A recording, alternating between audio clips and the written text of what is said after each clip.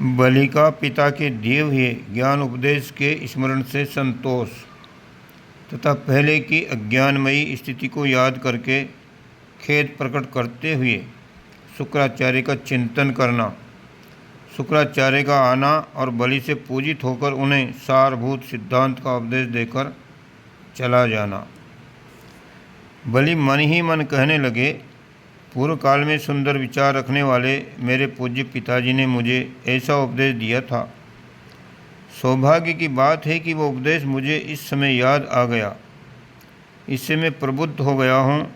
आज मेरे अंतःकरण में भोगों के प्रति ये अतिशय विरक्ति प्रत्यक्ष अनुभव में आने लगी है। बड़े आनंद की बात है कि मैं अमृत के समान शीतल, विशुद्ध एवं परम शांतिमय परमानंद सिंधु में प्रविष्ट हो गया हूँ। आहा, अंतःकरण को शीतल बना देने वाली ये शांतिमय स्थिति बड़ी ही रमणीय है। इस शांतिमय स्थिति में सुख दुख की सारी दृष्टियाँ ही शांत हो गई।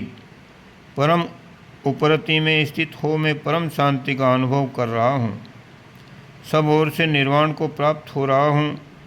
सुखपूर्वक स्थित हूँ और मेरे अंतःकरण में ऐसा अपार हर्ष हो रहा है मानो मुझे चंद्रमंडल में स्थापित कर दिया गया है।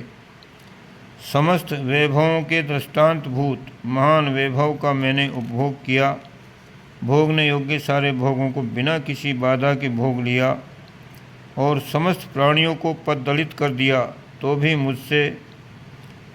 भी इससे मुझे कौन सा सुंदर लाभ मिला। परलोक में, इस-लोक में तथा अन्य स्वर्ग आदि में इधर उधर बारंबार वही पहले की अनुभव की हुई वस्तुएं उपलब्ध होती हैं। कहीं कोई अपूर्व यानी नई वस्तु नहीं है। पाताल में, धरती में और स्वर्ग में सारे पदार्थ क्या हैं? सुंदरी स्त्रियां, रत्न एवं मणिमय प्रस्तर आदि, परंतु काल इन सबको क्षण भर में निगल जाता है। आज से पहले इतने समय तक मैं पूरा मूर्ख बना रहा, जो तुच्छ सांसारिक वस्तुओं की इच्छा से देवताओं के साथ द्वेष करता रहा। जो मन की कल्पना मात्र है, उस जगत नाम की महती मानसिक व्यथा का त्याग न करने से कौन सा पुरुषार्थ सिद्ध होता है? इसमें महात्मा पुरुष का क्या अनुराग होगा? अहो, बड़े दुख की बात है कि अज्ञान रूपी मद से मत हुए मैंने दीर्घ काल तक अनर्थ की ही अर्थ बुद्धि करके स्वयं ही उसका सेवन किया। अत्यंत चंचल तृष्णा वाले मुझ मूर्ख ने तीनों लोकों में केवल अपने पश्चाताप को बढ़ाने के लिए अब तक क्या नहीं किया। अब तक मैं आश्रित जनों पर सदा प्रसन्न रहने वाले गुरुदेव भगवान शुक्राचार्य का चिंतन करता हूँ। उनकी वाणी द्वारा उपदेश पाकर मैं अनंत प्रभावशाली विज्ञानानंद घन परमात्मा के स्वरूप में स्थित हो जाऊँगा। क्योंकि महात्माओं के उपदेश वाक्य अक्षय वस्तु को फल रूप में उत्पन्न करते हैं और अविनाशी तत्व का बोध करा देते हैं। श्री वशिष्ठ जी कहते हैं कि हे रघुनंदन, बलवान बलि ने ऐसा सोचकर आंखें बंद कर ली और विज्ञानानंद घन ब्रह्मस्वरूप आकाश में स्थित कमल नयन शुक्राचार्य का चिंतन किया।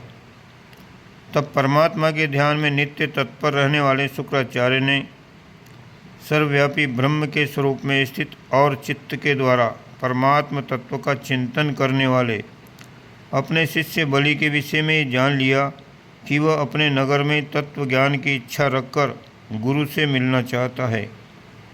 ये जानकर प्रभु शुक्राचार्य जी, जो सर्वगत अनंत चेतन परमात्मा में स्थित हैं, अपने आप को बलि की रत्न निर्मित खिड़की के पास ले आए, अर्थात वे बलि के यहाँ स्वयं उपस्थित हो गए। वहाँ राजा बलि ने रत्नमय अर्घ देकर, गंधार वृक्ष के पुष्पों की राशियाँ चढ़ाकर और चरणों में मस्तक झुकाकर इन शुक्राचार्य का पूजन किया।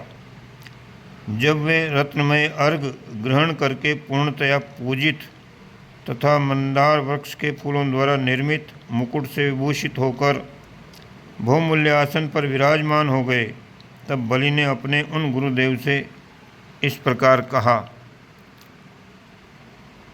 बलि बोले, भगवान, जैसे नवोदित सूर्य की प्रभा संध्या वंदन आदि कर्म करने के लिए लोगों को प्रेरित करती है, उसी प्रकार आपके कृपा प्रसाद से उत्पन्न हुई मेरी ये बुद्धि मुझे आपके सामने कुछ कहने के लिए प्रेरित कर रही है। प्रभो में महान मोह प्रदान करने वाले भोगों से विरक्त हूँ, इसलिए ऐसे परम तत्व को जानना चाहता हूँ जो अपने ज्ञान मात्र से महान मोह का नाश कर दे। शुक्राचार्य बोले, सर्वदानेश्वर सर्वदान दानवराज राजेंद्र, इस विषय में अधिक कहने से क्या लाभ। मैं आकाश में जाने के लिए उद्यत हूँ, इसलिए संक्षेप में सार तत्व बता रहा हूँ, उसे सुनो। इस संसार में एकमात्र चेतन ही है, ये सब जगत भी चेतन मात्र चिन्मयी है। तुम भी चिन्मय, मैं भी चिन्मय, और ये लोग भी चिन्मय है। अर्थात जो कुछ भी दिखाई देता है वह सब एक सच्चिदानंद घन पर ब्रह्म परमात्मा ही है। ये समस्त सिद्धांतों का सार है।